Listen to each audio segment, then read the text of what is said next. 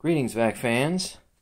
Today I've got a new series of tests, and I guess we'll call it edge cleaning tests. And by edge cleaning, I mean the edge of the nozzle going right to the edge of, say, your skirting board, so to speak. Although in substitute for that, I'm using a 2x4, and I've got like a Cobalt Lowe's toolbox. It's got about 35 pounds of nifty little stuff in it to keep it from wiggling. So what happens if you have a vacuum and you don't vacuum head on?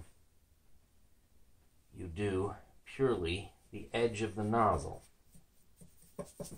I'll just try some fine flour here. And I've got a 1988 Kirby Heritage 2 Legend. The toe touch control is set all the way down to number 1, and the brush roll is spinning. So let's see what this does in one full pass.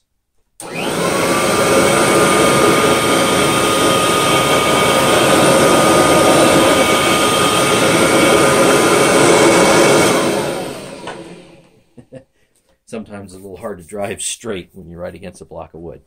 Well, as you can see, it got everything. And I was expecting that because for those people that have this machine, you have these little notches right here on either end of the nozzle. And that can easily have enough airflow to pick up fine dust. So you have to tell me what you think. You want to see more of these?